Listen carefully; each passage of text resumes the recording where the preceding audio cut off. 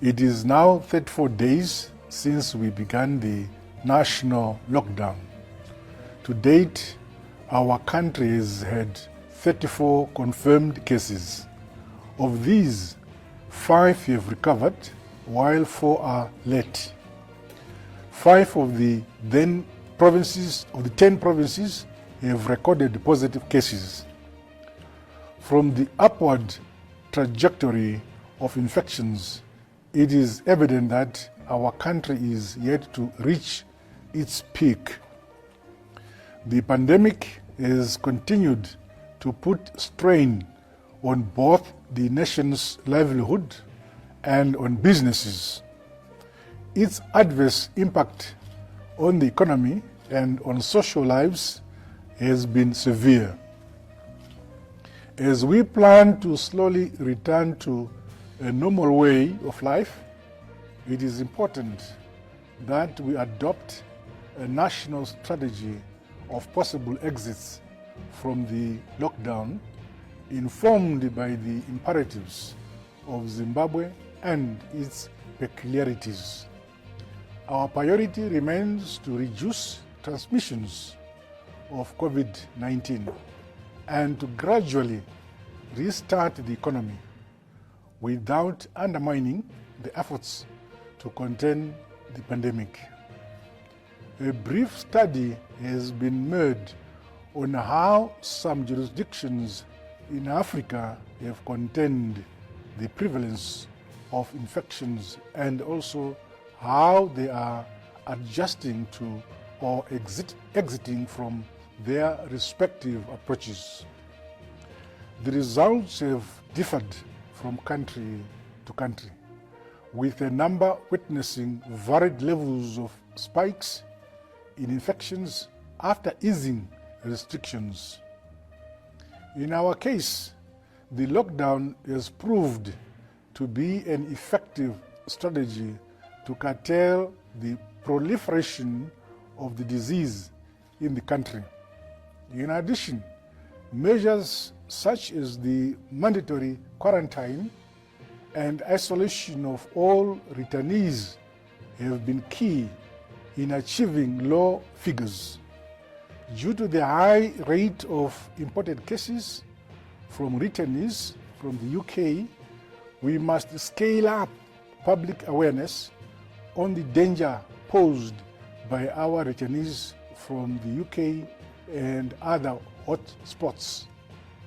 Our response to the challenge of COVID-19 has been enhanced by the establishment of the COVID-19 National Task Force to lead and manage the national response.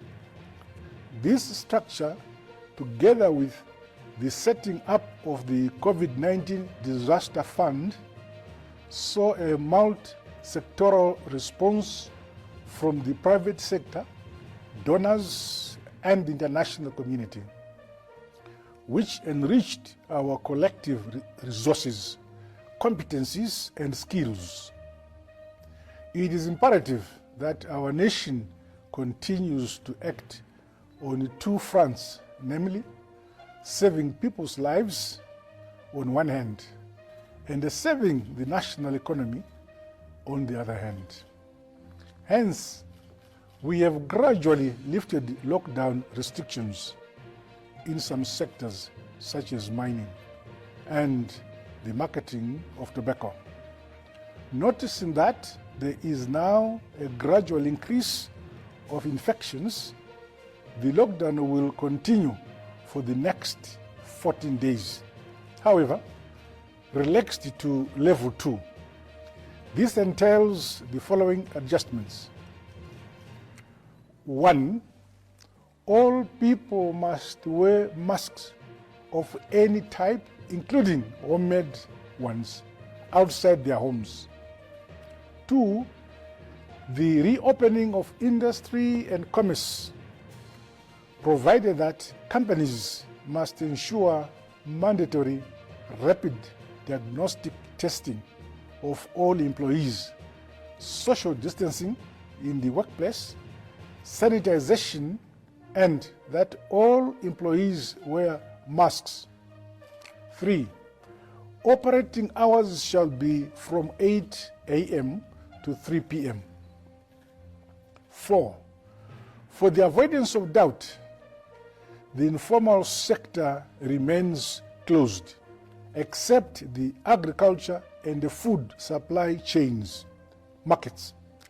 All those who are vulnerable should approach the Department of Social Welfare to register for assistance. 5. Public buses only will be the mode of public transport. Omnibuses, like combis, and smaller taxis are still not permitted to operate. Bus operators must ensure that their buses are disinfected twice daily and that commuters wear masks, have their temperatures taken, and hands sanitized before boarding the bus. Social distancing must also be maintained within all buses. 6. Industry and commerce and bus operators can only reopen and operate upon fulfilling the outlined requirements. Health inspection teams will immediately, randomly check for compliance. Those who fail to comply will be stopped from operating. 7. The maintenance of mandatory and quarantine protocols in line with regional and international standards will continue. Returning residents and international travelers to the country will be put on a 21-day mandatory quarantine with full testing on day 1, day 8, and day 21. 8. Churches, gyms, bottle stores, bars, beer halls, and other leisure and recreational facilities remain closed. 9. Gatherings of less than 50 people are to be maintained. This partial relaxing to level 2 is designed to restart certain sectors of the economy, while recognizing the compelling credency in maintaining the lockdown. Overall, we must remain cautious for as long as the infection curve has not converged with our health delivery readiness curve. To this end, new laboratories have been identified to increase and decentralize testing. We envisage that this will further increase the numbers of people tested so as to inform transmission patterns and response strategies. Zimbabwe's strategy and response to the pandemic, as outlined above, has taken into account our nation's realities. These include: 1. The illegal sanctions and the associated vulnerabilities and sensitivities. 2.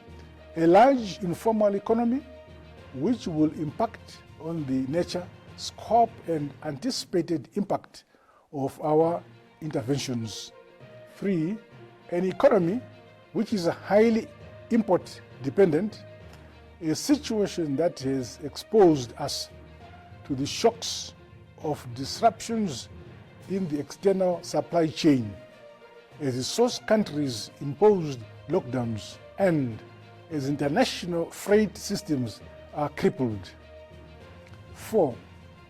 A notable diaspora population from the red zones, many of whom are opting to come back home, thereby threatening to constitute a large number of imported cases in the country. The continued partial lockdown is therefore critical to contain the spread of the virus, and government has seen it fit to equally mitigate the debilitating effects of the pandemic on the economy. As such, we have put in place an economic rescue and stimulus package to respond to COVID-19.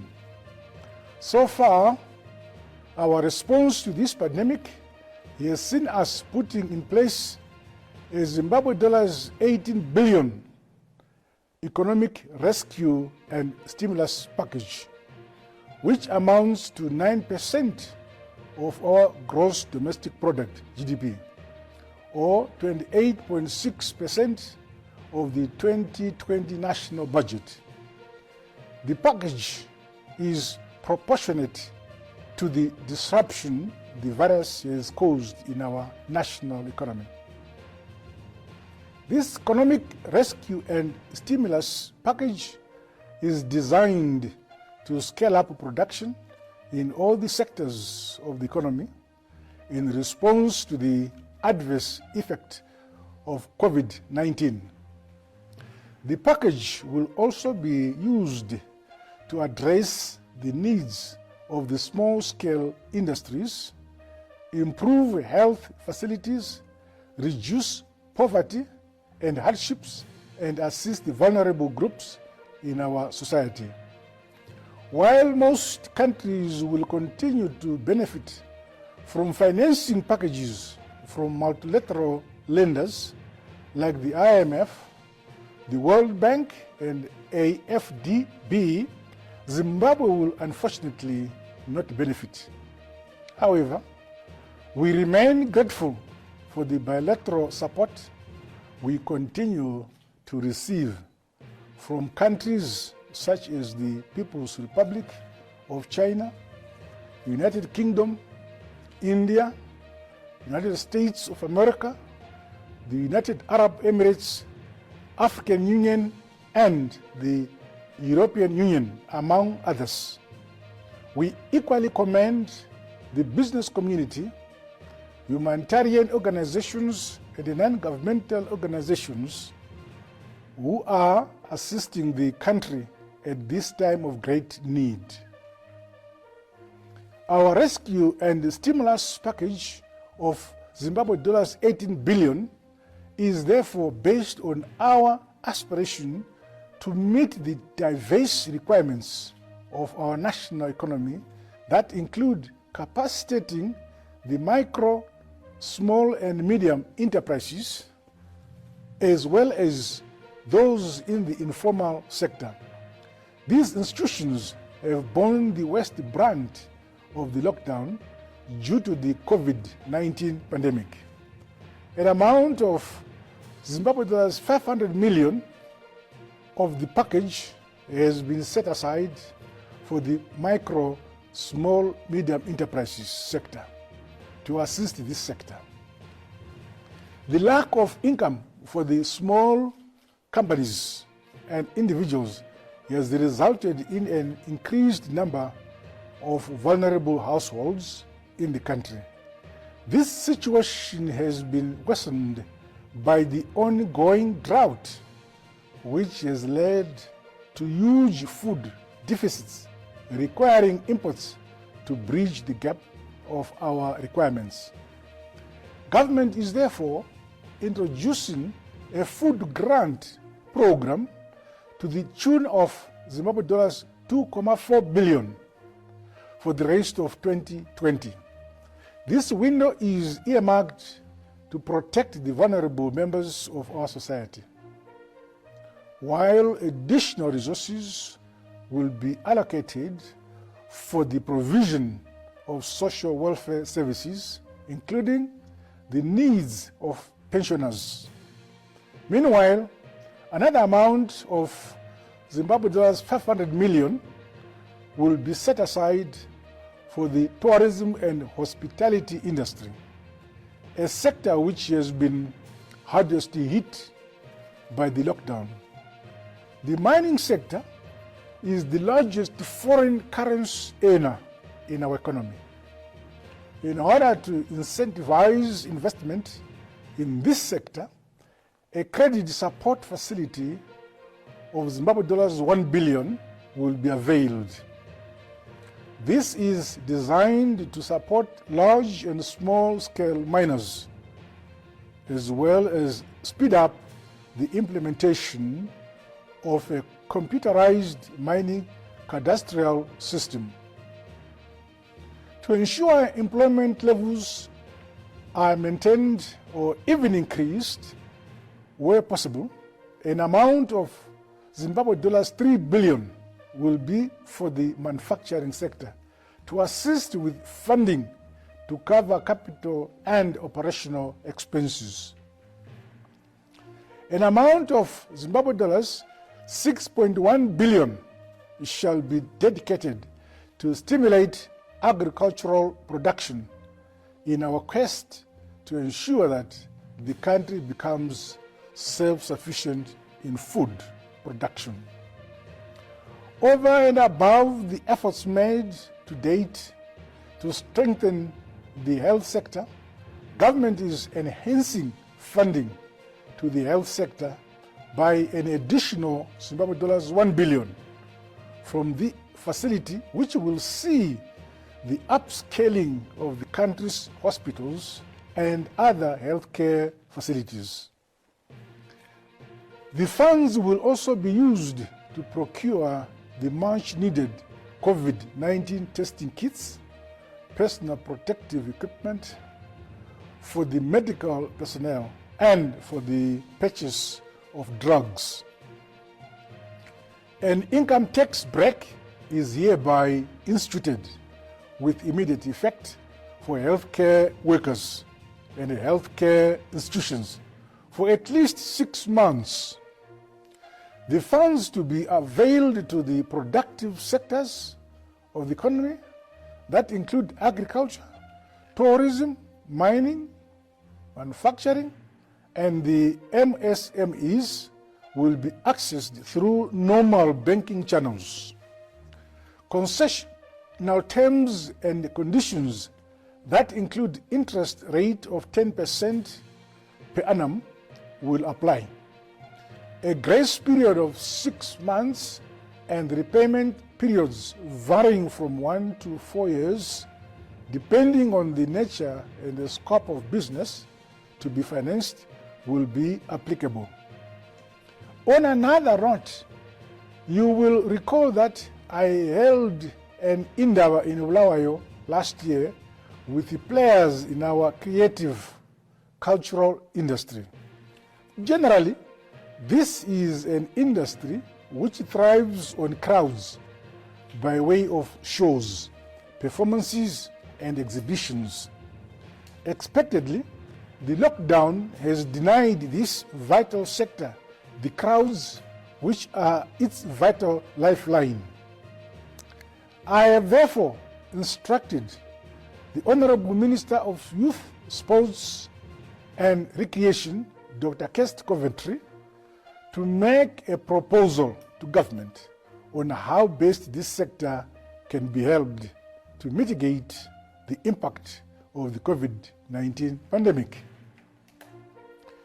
We are optimistic that this 18 billion Zimbabwe dollars economic rescue and stimulus package will relaunch the Zimbabwean economy on a strong trajectory characterized by higher productivity and supportive of job retention and creation. Turning to the education sector, we are all aware that the current COVID-19 pandemic has disrupted teaching and learning in schools, colleges and universities. The ministries of primary and secondary education and that of higher and tertiary education, innovation, science and technology development have been in constant consultations with parents, guardians, teachers, heads of schools, principals of colleges, university vice-chancellors, and the teachers' unions on how to ensure the safe reopening of schools, colleges, and universities. Discussions are ongoing. However, it is clear that our country is not yet in a position to reopen schools, colleges, and universities. A number of health conditions must be met first to guarantee the safety of pupils, students, teachers, other workers in the education systems, and the entire nation. To this end, the two ministries of education are working closely with the Ministry of Health and Child Care and the Ministry of Finance and Economic Development with regards to the necessary steps towards the reopening process. Government is aware that there are final examination classes which are scheduled to complete their studies this year, including others who were left with a few weeks to complete their programs. The reopening strategy will thus prioritize students who are taking their final examinations this year. Furthermore, the two ministries are working with the Ministry of Finance and Economic Development and other cooperating partners to put in place online and distance learning facilities to ensure that the students continue having access to learning materials. The announcement of the reopening dates will be made at the appropriate time, but for now, schools remain closed. I appeal to all stakeholders to continue to appreciate and recognize that the impact of the COVID-19 pandemic presents a continuously evolving health situation that requires extreme caution on the part of government in order to protect everyone in the entire nation. We would rather err on the side of caution and not on the side of recklessness. We are all individually and collectively responsible for the implementation of these measures. Let us all play our part. God bless you all. God bless Zimbabwe. I thank you.